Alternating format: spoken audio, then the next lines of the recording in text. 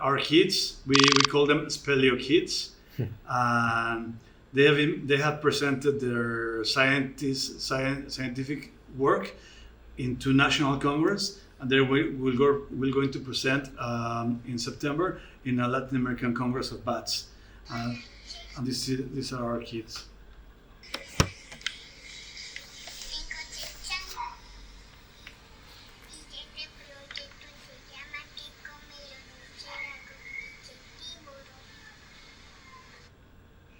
So she presented this in the National Congress, in two national congresses, and her job is she goes to the caves with us, she collects the small pieces of insects, she goes to the planetarium and clean them and asks to the experts, and now she correlates the insects with the bats, and she knows what is eating every species of bat here in Playa del Carmen.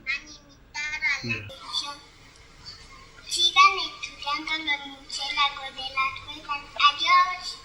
That science, that could be a biologist studying at university doing the same job, but now the kids here are doing this, and that's why I'm so angry and so sad with this project, because we've been working with these kids the last 6 years, and now they know the importance of a bat, the importance of a cave, the importance of a small bug, and suddenly the government comes and destroys their jungle just in front of their eyes.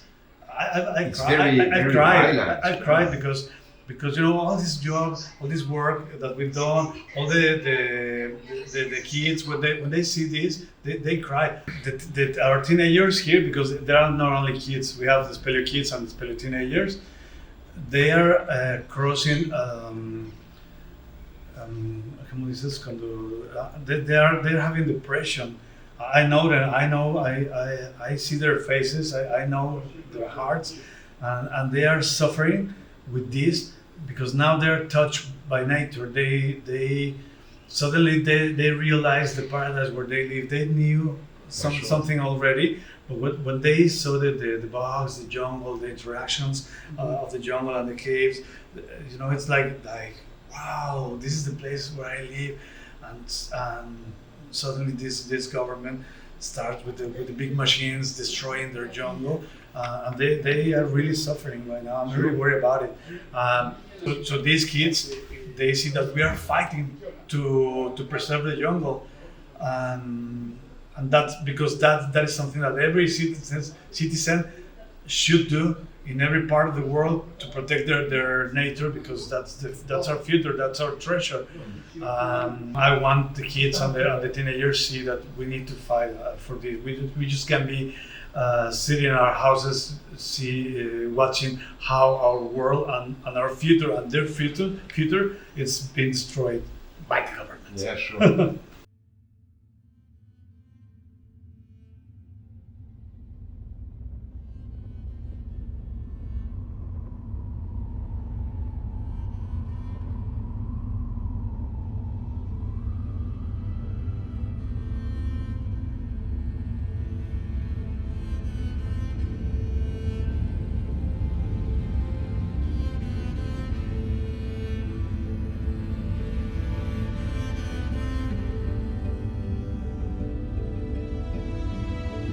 Es desarrollo sustentable. ¿Qué es el desarrollo sustentable? Es que pueda haber crecimiento, que pueda haber empleos sin destruir el medio ambiente, cuidar la flora, cuidar la fauna. ¿Cuál es la idea del Tren Maya? Bueno, pues comunicar toda esta región que está llena de ciudades antiguas mayas. Es un territorio de la gran cultura maya. Esta es una gran obra porque en total son 1.500 kilómetros. Inauguremos esta obra en beneficio del pueblo. Este es un proyecto para reactivar la economía en el sureste del país. El proyecto tiene que ver con impulsar el turismo. No se toca, no se altera en nada los ríos subterráneos y los cenotes. No hay monte alto, no hay selva. Son acaguales. Ya inició el programa Sembrando Vida. Surgieron algunos que protestaron diciendo que se iba a afectar el medio ambiente. No, no se va a tirar un solo árbol, al contrario. Vamos a sembrar millones de árboles en el sureste. Vamos a cuidar el medio ambiente. Este movimiento es un movimiento de ciudadanos y ciudadanas preocupados, sensibilizados, pero sobre todo ocupados por la conservación del medio ambiente. Es un proyecto que está devastando nuestra selva en esta región. Nosotros estamos aquí para proteger el acuífero y la selva en bienestar de todos, no solamente de los buzos, sino de todos los que no tienen voz. Los cenotes que ustedes ven en las fotografías son solamente una ventana a un intricadísimo y súper complejo mundo de vida endémica y es fuente del agua potable para toda la región.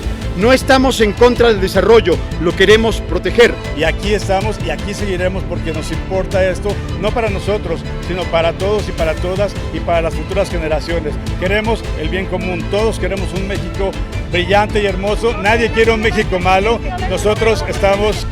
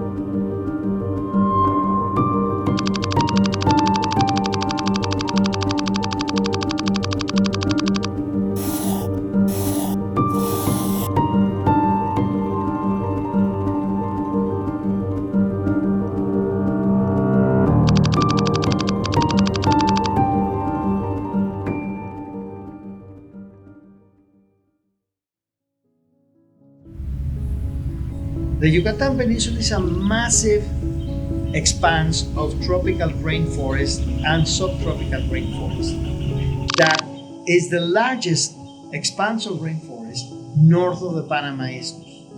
It takes from the center of the Yucatan Peninsula south all the way to Chiapas. We have the largest amount of biodiversity there. The government has a program called Sembrando Vida.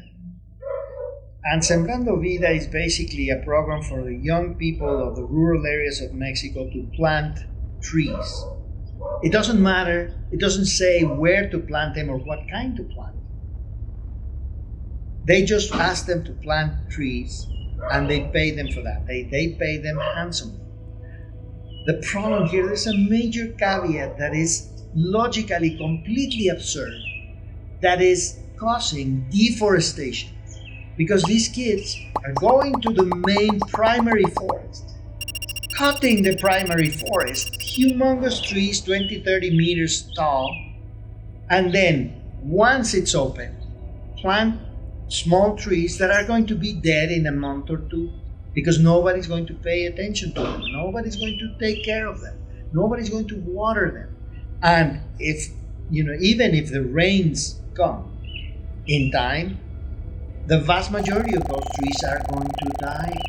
That is the force of nature. From 1,000 trees that are planted, maybe 10 are going to make it to maturity. So there's no way that a program like Sembrando Vida is going to counter the incredible losses of millions of mature trees that are being destroyed by the train.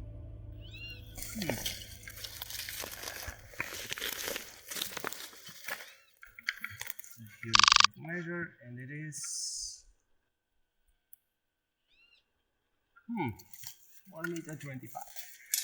So, what are you doing here? I am taking measure of trees, which I think that are representative for the size of trees which is generally cut down here to basically evidence that this is a real jungle, because there is this myth going on, or there's this belief going on that it's really no problem to cut it all down because it's for this beneficial project of the Mayan Train.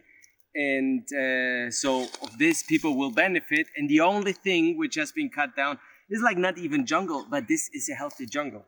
It's a healthy jungle, and it has big trees. This tree has 1 meter 25, 27 of circumference, and this is like an average. There are others we found of like 3 meters and so on.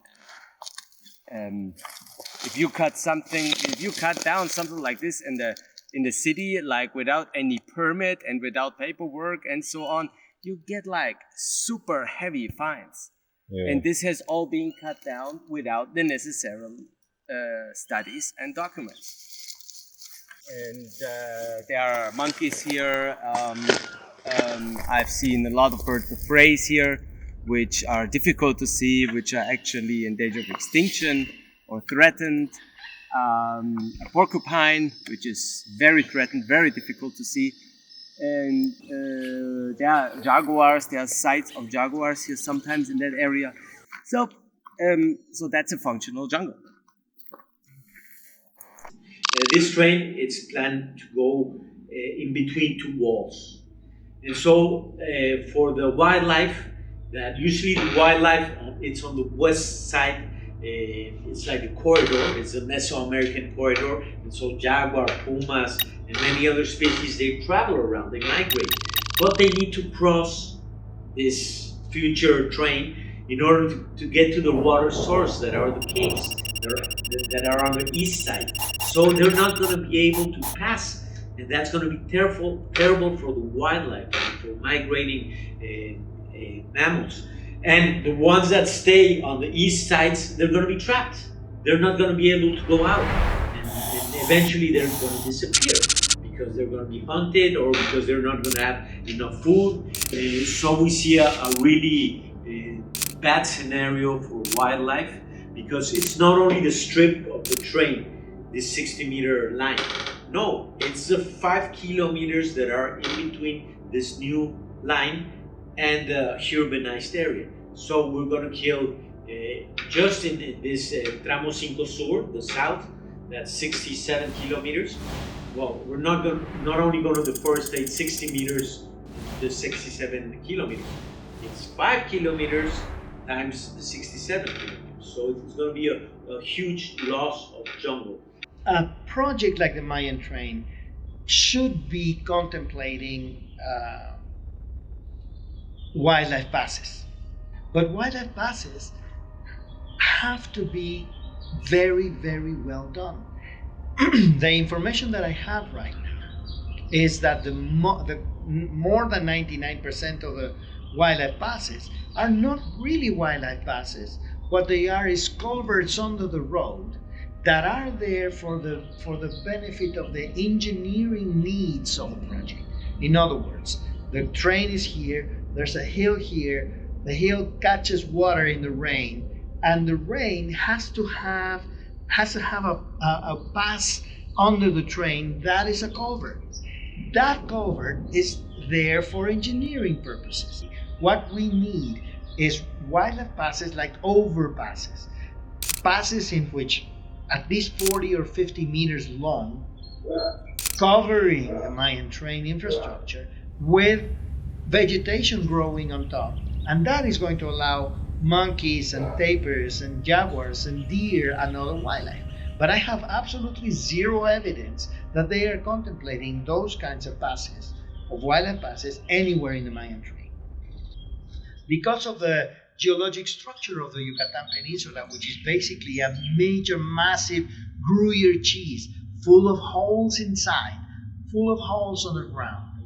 Those holes are actually caves, underwater caves or open cave, right? But those caves are absolutely essential for the future of the peninsula, for the protection of the aquifer, but for the protection of the bats as well.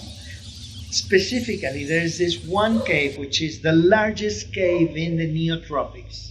That means from central Mexico to southern Argentina, there's no bigger cave than what is called the Bat Volcano in the Calakmul area of Campeche in the south of the Yucatan Peninsula. That cave has about 3 million bats. Each million bats destroys 10 tons of insects every night. So just that cave alone is destroying 30 tons of insects every night. Unfortunately, the train is supposed to go very close to that cave. If they destroy that cave, they can say goodbye to all of the agriculture and all of the pest control benefits and seed dispersal and pollination benefits that we get from those bats. They cannot touch that cave.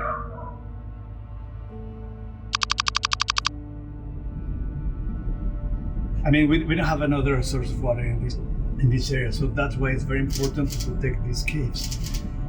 It's collecting all the rainwater, basically. Yes, we live over our source of water. Every person, every animal, every plant has their roots in these caves. We live thanks to this water. In your hotel room, the water that you have there, it's from the caves and the underground. And this is the most important ecosystem in this area. Why? Because it connects. It gives life to the jungle. It gives life to the mangrove. It gives life to the Caribbean. We connect all of these ecosystems. That's why this is the most important ecosystem in this area. Parts of coral reefs, shields of mollusks, and thousands and millions of small bugs from the plankton.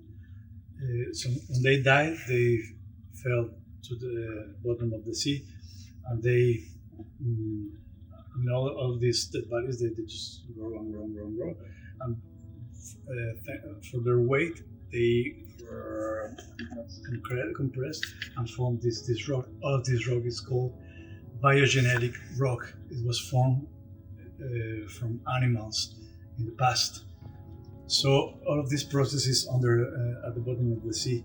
But as the world is always changing, this part of the peninsula came up and went over the sea. From the first moment that the limestone is exposed to the rain, it starts dissolving, because thanks to this process that is called karstification. The landscape is called karst. And every time it rains, the water comes through the pores of this rock, dissolving it. When it reaches the vacuum of the cave, the drops in all of these formations degasificate the gas that they have inside. Comes out from the drop. So they put a little bit of calcium carbonate around it, and they make these formations, and in the end they fall to the floor. So we have this water. This is crystal clear water, and this water is not still. Every time it rains, this water has its own way to the Caribbean Sea, and this feeds the Caribbean. When this water reaches the Caribbean and it's crystal clear, it helps the corals to survive, because even though there are animals, they have inside of their bodies some algae that make photosynthesis, so they need a crystal clear water so the sun can reach them and feed the coral. When you put organic matter in this water, or drainage, because many cities in Quintana Roo, they have their drainage straight to the cave, and you have all of this water that is not crystal clear, it will kill the coral or help the coral to die. And the coral are basically like what hornets die. Yes. Yeah, when the coral dies, it goes to the bottom of the sea, and the process starts all over again. And the white sands in Cancun are thanks to the calcium carbonate that comes back. You have this white sands. It's a whole process, and everything is about calcium carbonate. And so everybody comes here for the white sand beaches, but they don't realize that they're destroying. Mm-hmm. Yes. El arrecife de coral además lo daña otra cosa, o sea, lo dañan los contaminantes que vienen de la península, ¿no? Nosotros ahora tenemos ahí en la península que se ha permitido el desarrollo de agroindustrias. Entonces, entre otras cosas, se ha sembrado soya transgénica, que está prohibida, pero que pues la han logrado sembrar, pero además que se aplican agrotóxicos, se aplican químicos para este tipo de cultivos, y esos químicos, la península tiene una estructura que hace que el agua vaya del centro hacia los costados, y entonces esos químicos que están ahí todos corren con el agua hacia la costa, ¿no? Y en la costa están dañando el arrecife bacteriano de Bacalar, están dañando los arrecifes coralinos de la costa, ya propiamente del Caribe, y están provocando una serie de alteraciones ahí también, que bueno, a la larga son, aparte de que es un daño irreversible, ya en algunos casos, si esto continúa y si se acelera a través del proyecto Tren Maya, pues va a ser un desastre ecológico total, ¿no? En el tema de las granjas porcícolas, que son como 250 granjas que hay, y en cada granja se cría más de 200,000 cerdos, mucho o casi todo el desecho fecal de los cerdos los dirigen hacia los cenotes. Y esto es una contaminación terrible. Tan es así que a día de hoy, la leche materna en algunas comunidades tiene o contiene algunos rastros de herbicida, de heces fecales también, y de cocaína de los hoteles. Entonces los niños que están siendo amamantados a veces crecen medio locos por la cocaína y por una cantidad de glifosato que se usa en estos líquidos, en estas herbicidas y pesticidas, ¿no? Entonces, eso es un ataque directo contra el agua, es un ataque directo en contra de los cenotes. Y es muy lamentable porque la Secretaría del Medio Ambiente es quien le otorga los permisos a estas empresas para que hagan eso. Estos agroindustrias es importante tenerlas en cuenta porque forman como un círculo de abastecimiento. Esas agroindustrias abastecen a las granjas avícolas y porcícolas. Entonces son alimento, esa soya transgénica de la que quiero hablar, es alimento para los animales de las granjas, que son granjas intensivas, con un alto grado de hacinamiento de los animales, ¿no? y que generan muchos desechos, y esos animales son los que van a los hoteles, ¿no? Y entonces, bueno, el círculo se hace, y luego esos turistas son los que vienen a visitar los lugares dentro de la selva donde el agua se está acabando y ellos vienen a consumir la poca agua que queda. O sea, es un círculo vicioso, no virtuoso. No es la idea esta de que va a servir para potenciar el desarrollo en la región. En realidad va a servir para hacer la región insustentable. Una región que era sustentable hasta hace poco tiempo.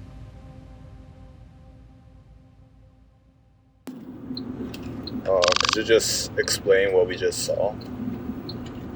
Well, we just came out of this illegal dump area, and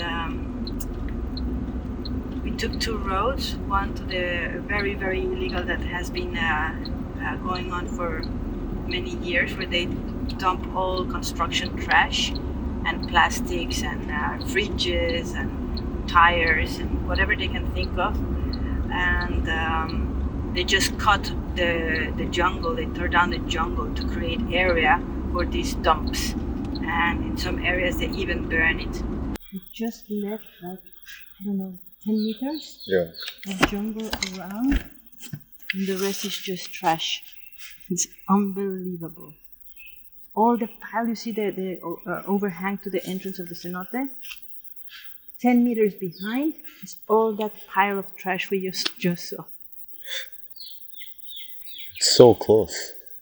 It's like literally on top of the cenotes. Makes me cry. It's very sad to see that there's one of the most beautiful cave dives that have some remains in there. It has only left like 10 meters of jungle around it, and the rest is garbage already. So I'm sure that water is super polluted at the moment.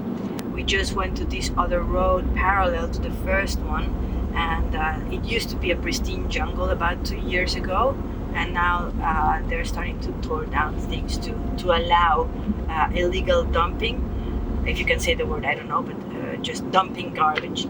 But probably pollution brings in more money. So I cannot just pinpoint out my finger to this guy. He's probably trying to make a living, and that brings more money to his pocket, receiving garbage. La península de Yucatán es una placa de piedra calcárea que está formada por carbonatos de calcio.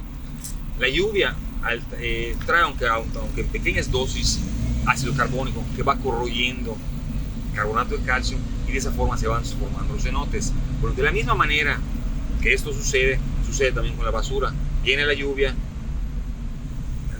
pasa a través de esa basura.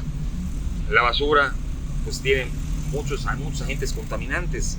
Esa basura, esos agentes contaminantes se van al manto freático y se van por todos los cenotes hasta finalmente concluir su paso al mar. Va el aumento de población circulando, turistas y otros, ¿no?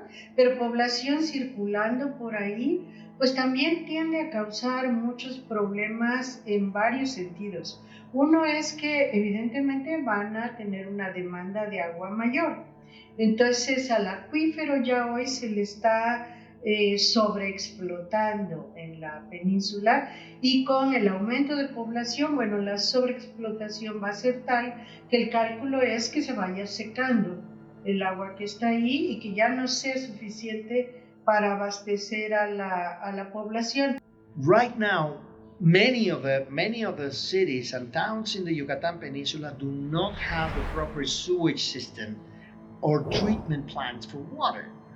What that is causing is that the aquifer, the sole main resource for the future of the peninsula, is being destroyed, is being looted. The waste produced by tens of thousands or hundreds of thousands of people, we have absolutely no way of resolving that and moving it out to where there is no treatment plants. There's no way that sewage is not going to go anywhere else but the aquifer. So it would be self-propagating destruction of the aquifer, pollution of the aquifer, destruction of human and natural life. The other effect is just chopping down all these trees. We have seen it, that when the hurricanes fall or the tropical storms fall, every year we have at least 2 or 3 of them.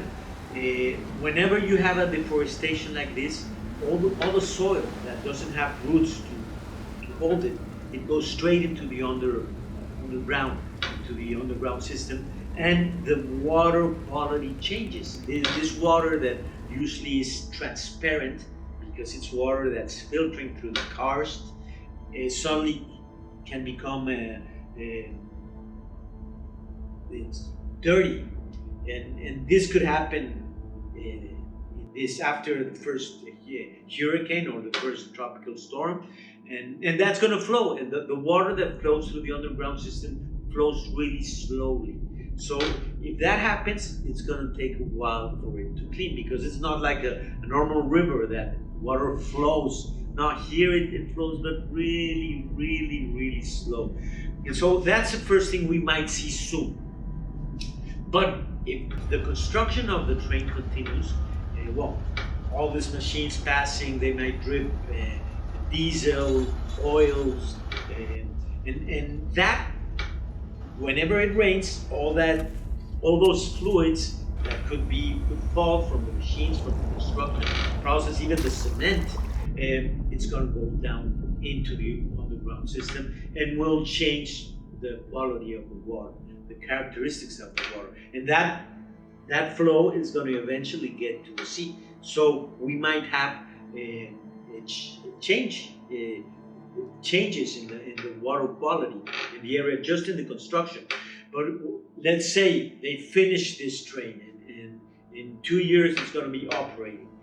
Well, when it operates, it's going to be basically the same. I mean, we know that the train can have drippings of oils, combustibles, and also maybe metals. To the train, I suppose, have metal that will go down to the water systems again. And just imagine having oils and metal particles in this pristine water system. It's a big risk.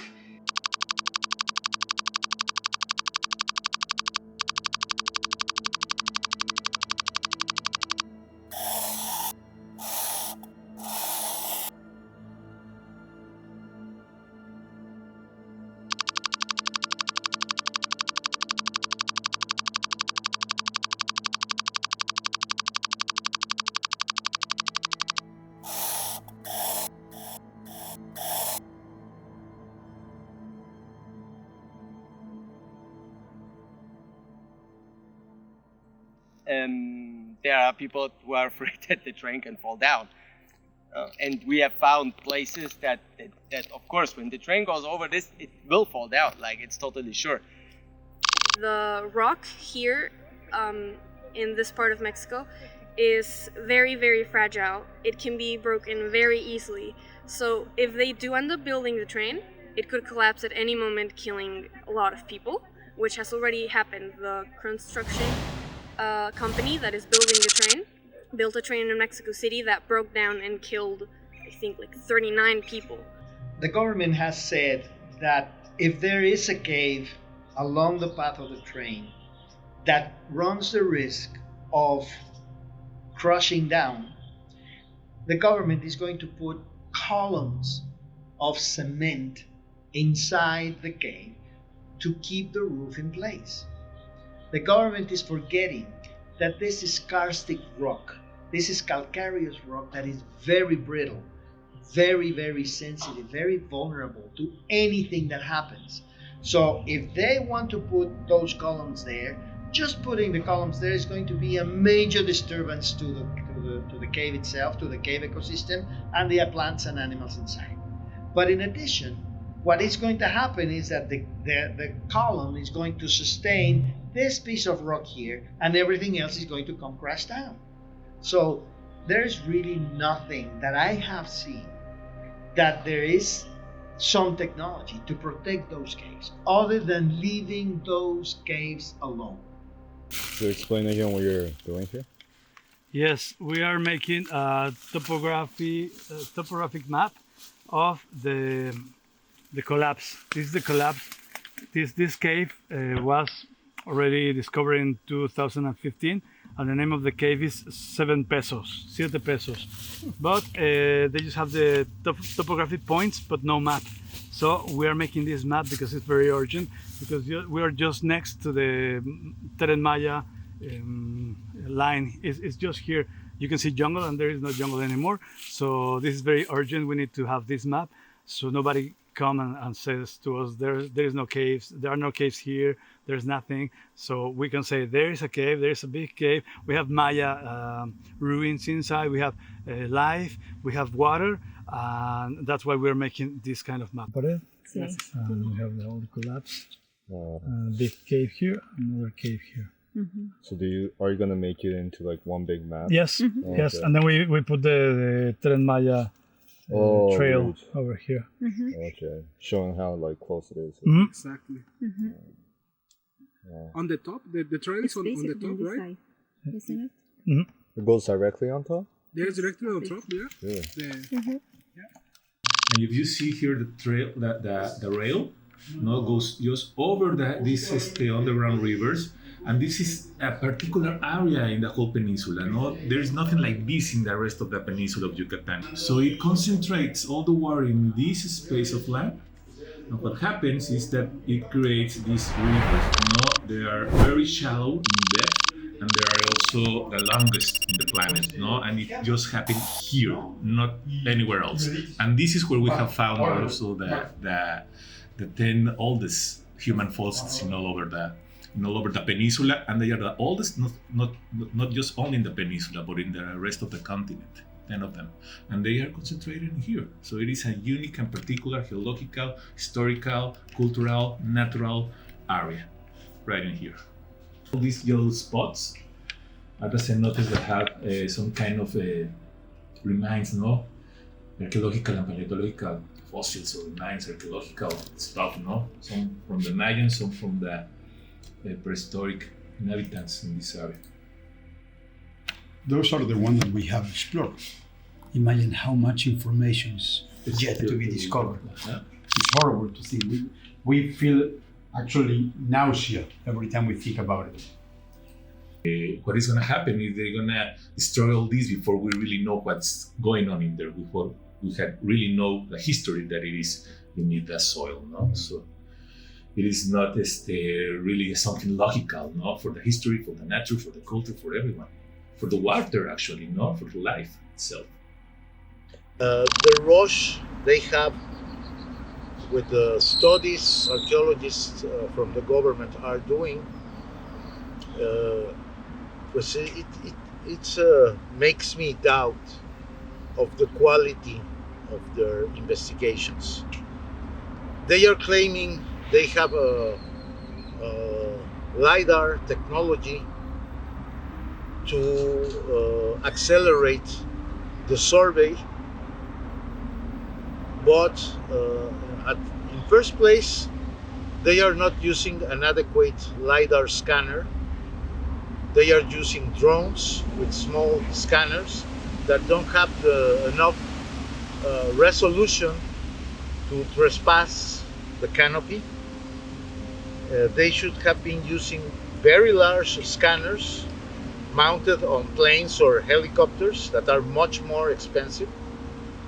And another thing is that in this area we have a lot of archaeological remains in caves that can go, that span between simple walls to full temples built inside the caves. So it's a problem. You know? So they are doing the best that they can, no? The archaeologists, but it is not enough time. And this is inland. But if you start thinking about what the works needs to be done underground, in the rivers, no, underwater, it is not possible that can be done in the times of the Mayan Train. No way. No, it takes decades, no, to just get into these underground rivers, explore, no, and check out whatever is in there and do the research, no, and also whatever you have found. We know already some of these artifacts. We know already of these archaeological sites. Where are they located? Underground. So to transport these to the surface, it's not that easy. No, you have a map, okay, you have a cartography, and you can maybe guess around where it's gonna be up there, no, but it is not that accurate. It is not that not that precise. No, it is not that punctual to get into these places. And also, that's what you know already. But there is lots also to be discovered. No, and it is no way. There is no way how archaeologists underground archaeologists can do all this in this period of time. It will take an eternity, a lot of decades to really do a very good research on these places. So they are going over cenotes, over some caverns with some Mayan stuff, and yeah, then it seems to be that is the plan. No, you just get the information as much as you can. Once you get the information, keep it and try to do the research somewhere else, because the train is going to go through there and it's gonna, well, it's not gonna be moved. No, it's just gonna it's gonna be covered, and then the trail is gonna go over all that. So yeah, that's what it seems to be the plan. This is a priority for the president. And then the president is cutting off many other programs around the country, particularly for health and education. So all the money that normally should go to the health system, to the education system, is going now to building this infrastructure. No estamos en contra, yo como lo he comentado en varias ocasiones, no estoy en contra del tren. Está bien que haga su trenecito. O sea, si para ellos es más importante invertir miles de millones en un maldito tren y desviar ese dinero que debe haber servido para salud. Murieron, cifras oficiales, más de 300,000, obviamente sabemos que son 600,000, lo sabemos perfectamente. Sabemos que faltan medicamentos en los hospitales, es más importante un maldito tren. Sabemos que hace falta seguridad, es más importante un maldito tren.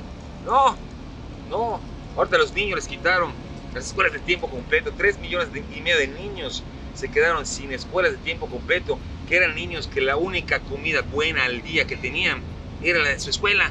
Se las quitaron por un maldito tren, por un maldito capricho de un presidente que no escucha a quien sabe. Es un irresponsable presidente. They talk about new cities around the station, no? To make it's going to be developed. For sure. They need to put here where they're going to give service to the machines, where they're going to, and it's gonna, in the station, it's going to grow. It's going to be a supermarket, it's going to be a this, it's going to be that. Then it's going to grow. We are like a virus. So as soon as we open a little bit, we fragment the jungle, that's going to spread. And they're planning to build between, I've heard different numbers, but it's something between 13 or 16 new cities in a place that it's already... I mean, we don't have drain. The ecosystems here. Source system for. The ecosystems in Quintana Roo crashed like 5 or maybe 10 years ago. It's all fucked up here, and now they want to build more cities. The caves, the jungle, the coral reef. They're not going to support these new cities. Wow. So. Otro de los daños relacionado con el aumento del turismo en la región. Ha sido durante 4 o 5 décadas ya que tiene Cancún, ha sido el aumento de la violencia, de los crímenes, de actividades pues delictivas de diferentes tipos, por ejemplo trata de personas y evidentemente consumo de drogas. En los hoteles estos de turismo masivo, uno de los problemas fuertes que se tiene es justo el consumo de drogas. Muchos turistas llegan ya pensando en que llegan a la fiesta permanente con drogas y mujeres, ¿no? O a veces mujeres, niños, lo que sea. Entonces, eso en Cancún ha aumentado mucho los índices delincuenciales. Ha preocupado mucho a las poblaciones de la región porque pues el cuidado de sus jóvenes, ¿no? De sus hijos es mucho más delicado hoy que lo que era antes, y con los hoteles lo que se hace es una urbanización rápida, entonces provoca como desequilibrios sociales, alteraciones. Y ocurre que muchos de los jóvenes que van a trabajar a los hoteles, pues de repente son convencidos de consumir alguna droga, y empieza también a haber un problema yo diría de salud en la población, de salud que los lleva también a situaciones de violencia potencial, por lo menos. Entonces, aumento de violaciones de mujeres es bastante alto en esa zona. Hay muchas organizaciones no gubernamentales que han estado documentando todo esto, y entonces violaciones, robo de niñas, de niños, y alteración en las costumbres de los propios jóvenes que están en estos ámbitos semiurbanizados, ¿no? Digo semiurbanizados porque obviamente hay la urbanización principal y luego hay como especie de cinturones alrededor, que son como las que llamamos villas miseria. O sea, son los lugares de, pues yo diría de urbanización para los pobres, ¿no? En que tanto la construcción es precaria como también las formas de vida son precarias. Entonces los trabajadores que van ahí, que tienen un salario bajo y que no tienen acceso a los grandes hoteles, ¿no? Más que como empleados, pues tienen que habitar muchas veces en estas zonas que tienen problemas incluso de sanidad, no tienen los servicios suficientes. Esto va generando una descomposición social que es fuerte, es paulatina, pero es fuerte y es irreversible. Y entonces el problema de la irreversibilidad, tanto en el terreno social, cultural, como en el terreno ambiental, es muy preocupante. Y el proceso que se está desatando ahí en la península tiene estas características. They take the name of Maya, but they don't have the Maya. They don't care the Maya. Mayas has been the same as the last 5 decades. They didn't have the progress they promised. They didn't have enough schools or hospitals. They don't care about the Maya. They just care about the name, the brand. They're earning a lot of money with this name, and it's the same with the Maya train. We say that train is not Maya, and it's not a train.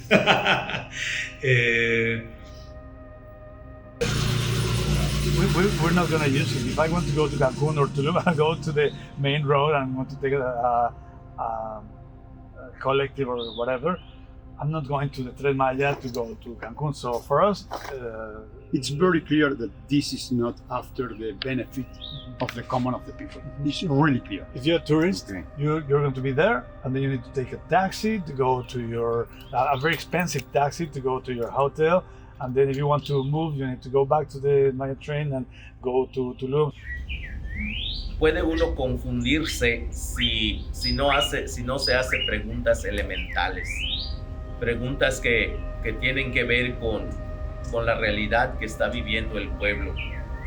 Por ejemplo, ¿cuántos de nosotros, los pueblos mayas, los habitantes de las comunidades mayas, tenemos la posibilidad económica de pagar un boleto en ese tren construida para el turismo extranjero, para la gente que viene a pagar hasta 4,000, 5,000 pesos una noche de un cuarto de hotel en Cancún? ¿Quién de nosotros, los mayas de comunidad, vamos a poder hacer eso? ¿Qué tipo de mercancías tendríamos que cargar en ese tren para exportar? La carne la exportan los empresarios que tienen sus granjas porcícolas. La soya la exportan los empresarios que tienen el monocultivo de miles de hectáreas de soya. Así que nosotros no tenemos ninguna posibilidad de vernos beneficiados por ese tren. Lo que el anterior director de Fonatur dijo, que tal vez le salió del alma, como ha dicho la esposa del presidente, es que el tren va a traer muchos beneficios, que los mayas vamos a poder ir hasta pedir limosnas en las estaciones. Así lo dijo. Y es así como nos ven, es el lugar que nos tienen preparado. Es la actividad que contemplaron para los mayas. O cuando mucho han dicho que podemos ir a las estaciones a vender nuestra artesanía. nos han condenado a morir con esa actividad. Parece ser que ellos tienen la facultad de tomar la decisión sobre lo que tenemos que ser, lo que tenemos que hacer y cómo tenemos que acabar nuestros días. Nos han cancelado el derecho de tomar nuestras propias decisiones. Esto es lo que está detrás del Tren Maya. Justamente en el 2021, el año pasado, las empresas reportaron multimillonarias ganancias que tuvieron en la construcción del tren. Las comunidades no solamente seguimos pobres, sino seguimos cada día más pobres. Por eso me parece que el discurso populista de hacer un tren para los pobres solo sirve para alimentar a quienes hoy están en el poder, como hace muchos años. Bueno, hay implicaciones geopolíticas importantes de este proyecto. Este proyecto es gemelo de un proyecto de construcción del corredor transísmico, un corredor interoceánico que va de Coatzacoalcos a Salina Cruz, en el istmo de Tehuantepec, que es la parte más angostita de México. Este proyecto del corredor ahí es muy importante porque es pues una apuesta del comercio mundial para agilizar los traslados, la relación entre el este de Estados Unidos principalmente, pero de toda la cuenca del Atlántico hacia la cuenca del Pacífico y en sentido contrario. Este corredor en realidad está ubicado en la zona petrolera del país. Entonces, en una punta están todos los yacimientos, en la otra punta está la refinería, y eso marca la historia de esta región y eso colinda con la península de Yucatán. Entonces marca de algún modo también la importancia del Tren Maya conectado a este otro proyecto, porque digamos, la ruta es una completa que se partió como para justificar cada una de las partes. Pero está la del istmo de Tehuantepec y de ahí sale una ruta hacia la península de Yucatán que da la vuelta ahí en la península. ¿Qué pasa? Este tren está pensado en parte para transportar petróleo. Cuando se habla del Tren Maya se dice van a ser dos trenes. El de pasajeros, que se justifica sobre todo con el turismo de Yucatán y Quintana Roo, sobre todo, y el de carga. ¿El de carga qué es? Desde un principio decíamos, bueno, ¿qué tipo de carga y hacia dónde y hacia quiénes va? ¿Cómo conecta esto con el mercado mundial, ¿no? Y con todo esto que se está pensando en el corredor transísmico? Y nosotros hemos estado evaluando por qué necesita ir tanto petróleo hacia el lado de Cancún. En parte, pues para abastecer a los centros turísticos y todos los traslados que habrá en esta región, pero también porque hay la idea de hacer como una especie de sistema de puertos en la costa interna del Golfo de México, porque son puertos más bien chicos, no son puertos abiertos, son puertos cerrados, ¿no? Entonces está Coatzacoalcos, que es el más importante, pero los barcos, no pueden llegar muchos barcos ahí, no hay espacio, entonces se pone una secuencia de puertos y de esa manera los barcos pueden llegar a abastecerse a lo largo de toda la costa. Y son barcos que por supuesto llevan el petróleo hacia afuera, ¿no? Entonces esa en parte es la explicación ahí. Ahí se está también queriendo hacer otra refinería, la de Dos Bocas, que se supone que también va a servir para abastecer el mercado interno, pero también como para poder vender hacia el exterior ese petróleo. Entonces, sí está muy relacionado esto con actividades productivas. Cuando llega el Tren Maya, lo que hace el tren es conectarlos entre sí y darle una integralidad a estos megaproyectos. El que siembra soya está tan feliz porque va a tener unos vagones para transportar su mercancía hasta el istmo de Tehuantepec, donde lo espera otro tren para que se pueda llevar la mercancía a China, que los capitales son chinos. Entonces va a tener la facilidad y la economía muy barata para poder transportar su mercancía. Igualmente se le va a hacer muy fácil traerlo hasta las granjas para que coman los cerdos. Y quien vende carne, que son los creadores de las granjas porcícolas, igual van a tener un tren para llevárselo al istmo y llevar la carne hasta China. O sea, cuando nosotros decimos el proyecto Tren Maya, hay que entender bien que no es un proyecto de un tren, de un medio de comunicación, de transporte, sino que es un proyecto mucho más grande con todo lo que tiene alrededor, que son estos potenciales, estas actividades económicas que potencialmente se van a poder desarrollar justo por el paso del tren. Y entonces todo eso junto pues es el área de interés de algunos capitales. Yo pienso que no lo podemos entender si no lo vinculamos con el corredor interoceánico, porque gran parte del beneficio económico que se espera acá es justo porque va a poder conectar con todas las partes del mercado mundial de manera muy rápida y fácil.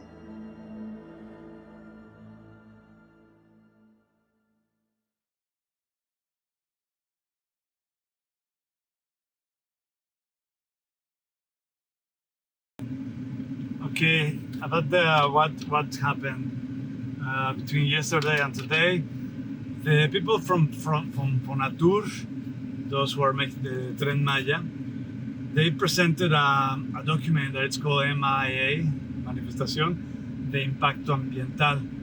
This study, this manifestation, it should be done prior before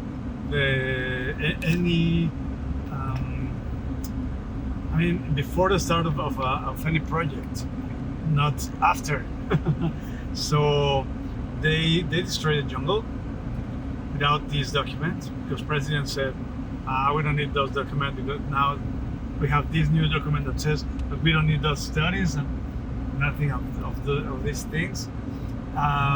So they start cutting off the jungle, but this is illegal.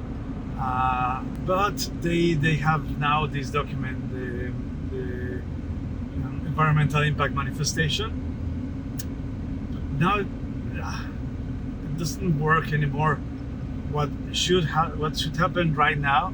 It's a penalty and repair of the damage they made. That's what legally must happen right now.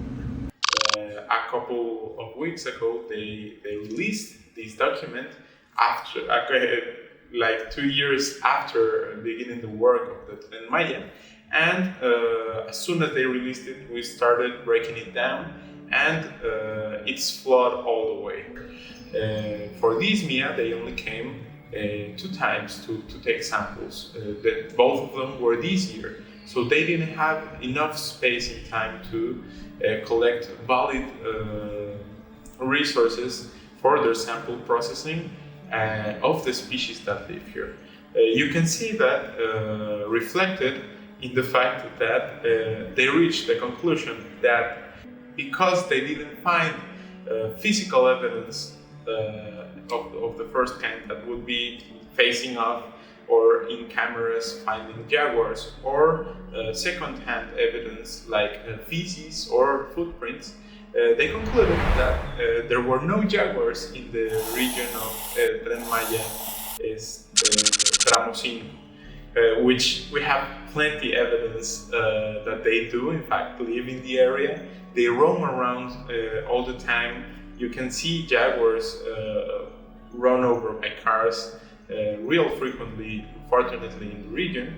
And we've got many people who study jaguars in this region. So that really reflects the lack of time for them to really come and study the ecosystem and determine the kinds of species that live here. The most critical point in the document, in my opinion, is the conclusion. Before the conclusion, you can see in chapter 6, they brought up a table where they classified the potential benefits versus the adversities of building Tren Maya. There's 8 potential benefits, but as far as adversities go, they enlisted 25 of them. One of them critical, which was the deforestation level in order to be able to build the train. 11 of them with a severe category, and the other ones in the mid-range of importance.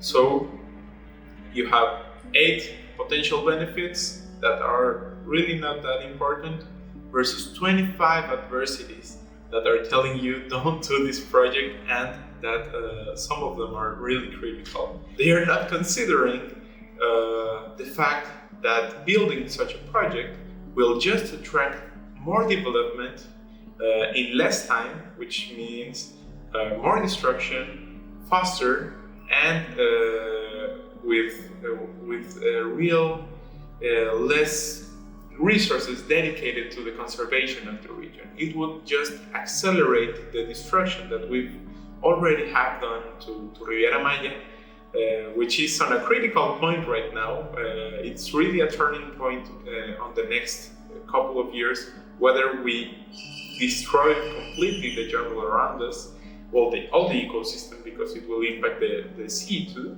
and or we can turn to sustainable development practices and keep Riviera Maya the paradise it is and it was before we came here.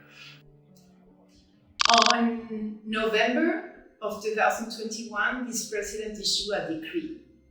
And this decree is basically 3 paragraphs. And it says that any of these government's works in any area is considered of national security, is prior, and it's strategic. And so he labeled this security, and that's the only reason that they can deny you the information for national security. But I mean, we're not in war, we're not.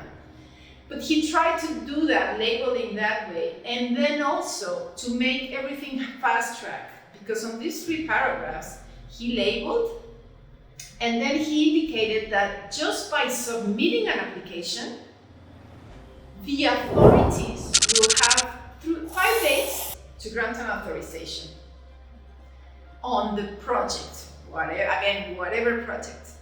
And if within 5 days it was not granted, it's considered affirmative, it's green light. 5 days.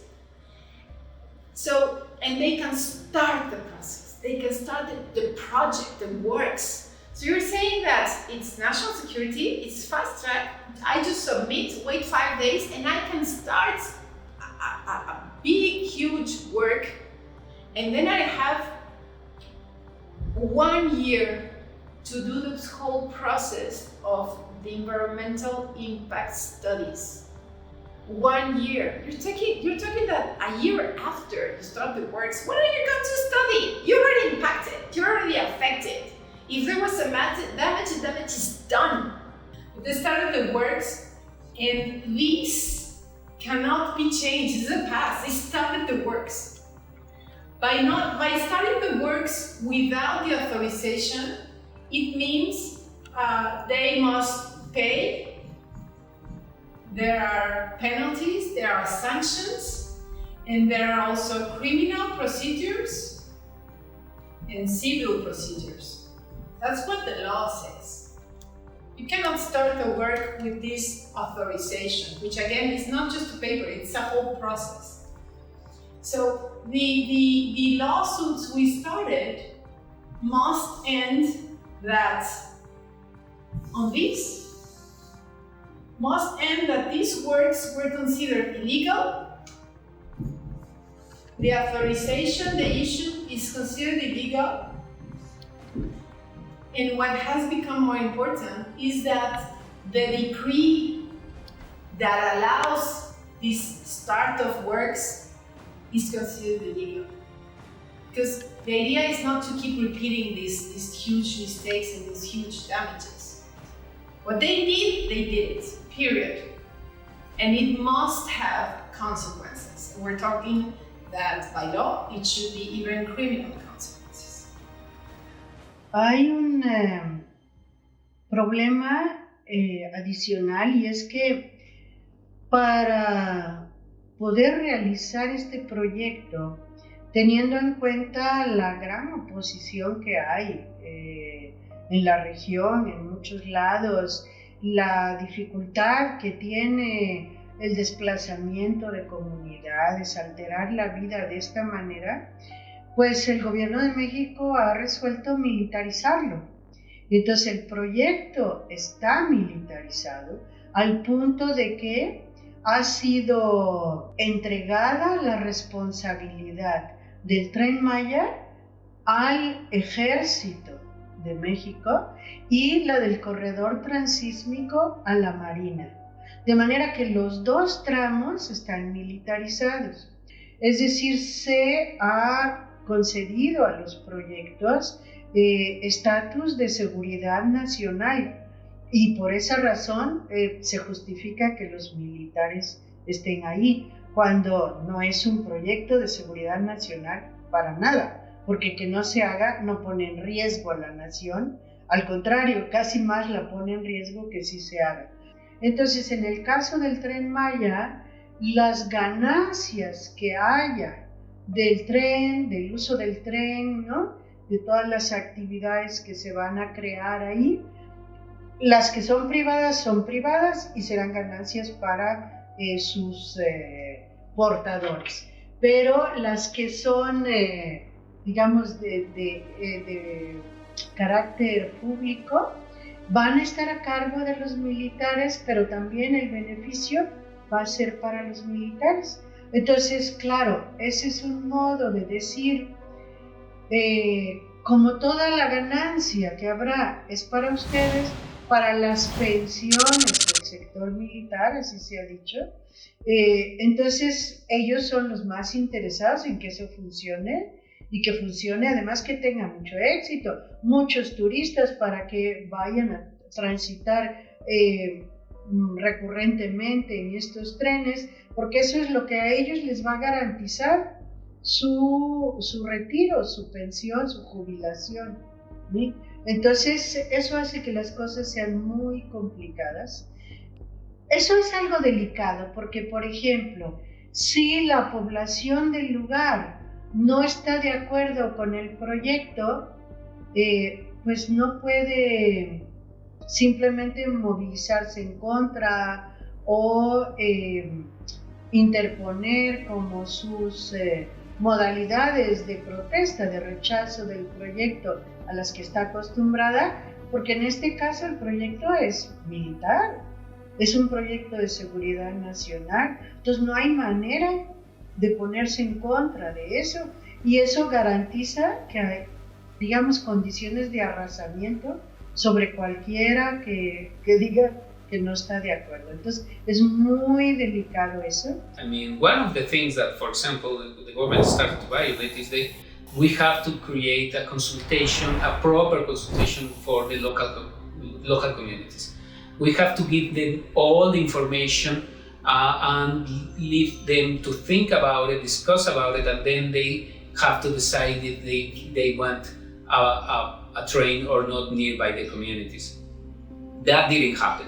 The government went in a task force in order, with many people from the high profile from the government, and promised everything to the people, to the local people. They promised that they will give a lot of money, that they will receive a lot of money, that they will, if they pass through their own lands, then they will receive another better land, larger. They promised everything to these local people, and sadly the local people believed them, and now they are seeing the consequences, because obviously they don't have they don't receive large amounts of money. Some of them barely receive a small amount of money, and obviously they lost their land, and they don't have any other type of land, and they don't receive any other type of land. We know, at least here in Mexico, that the military are used to destroy the human rights, and without any accountability.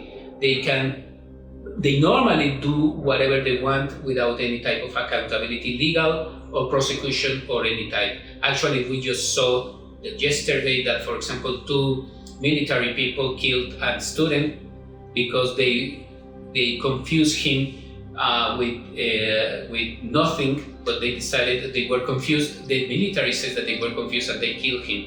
They won't put a foot in the jail, this military that killed innocent people because he just was walking through in the street.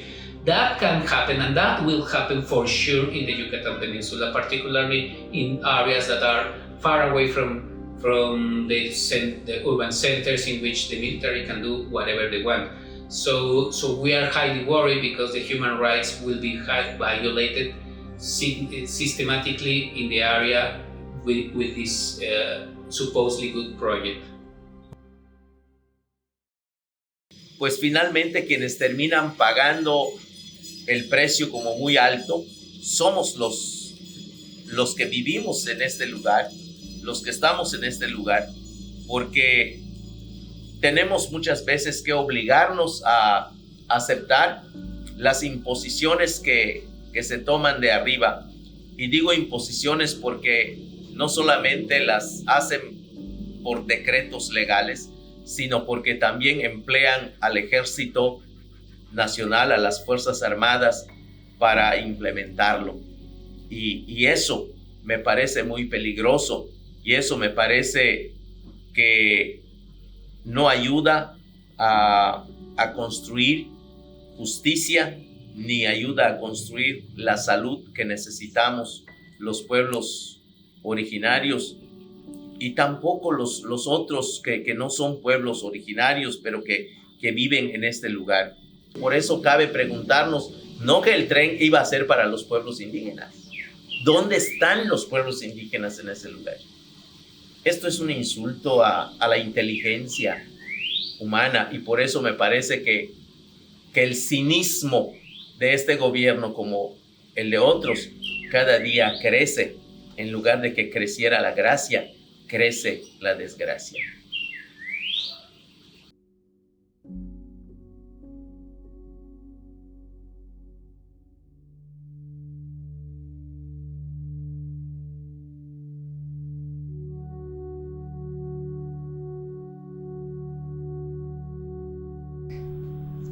The day is May 27, and the machines stop, if I'm not wrong, like April 15. Jungle is rolling back. The fight is not over, but we stop it. Now the process is to wait what the judge will rule, because now it's a suspension that is only preventive. He have to take decisions. But then it wasn't only Maya Amparo. Amparo is this legal resources. I think in English is similar to an injunction. It's not the same thing. I think the legal system works different, but something like that. What must happen is that the judge must rule for a definitive suspension, and once that happens, we go to trial. Going to trial will require years, something that political people do not have. They're in a hurry, they have to finish because they promise. So that will maybe means that we won. I don't know if they're gonna change the train again, if they're gonna force the train there and we're gonna get into a battle. But I truly believe that by this moment, we are winning.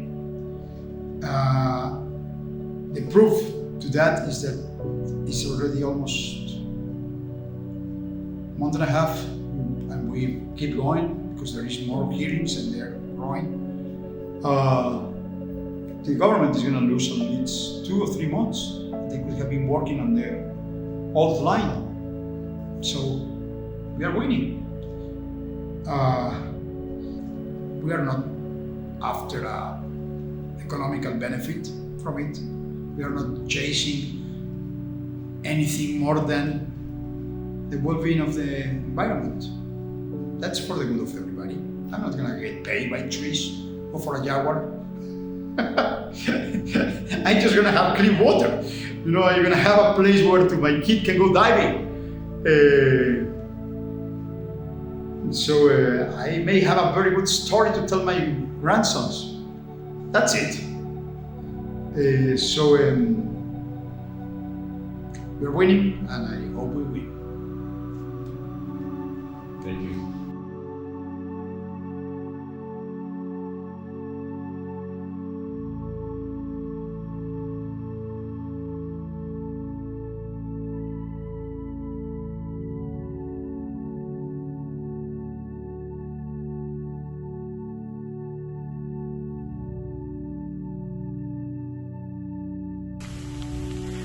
Estamos en el tramo 5, lo que quisieron que fuese el tramo 5. Estábamos investigando unas cuevas, buscando registrar un murciélago que quería Roberto, buscando siempre más información. Me acabo de enterar que el juez concedió la suspensión definitiva contra Fonatur y Fonatur Tren Maya. Tenemos suspensión definitiva. Tenemos suspensión definitiva.